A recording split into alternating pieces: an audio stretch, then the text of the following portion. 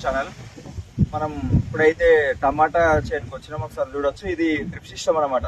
Starting వచ్చేసి మనకి drip వేసుకొని దీని కింద డ్రిప్ పైపులు ఉంటాయి.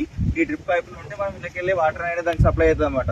మనకి టమాటా నారాయణ దొరుకుతుంది ఇక్కడ మోమిన్పేట, వికారాబాద్ జిల్లా, మోమిన్పేట మండల్, మోమిన్పేట సైడ్. ఇది మా దోస్తు వాళ్ళ శనికైతే వచ్చినాము.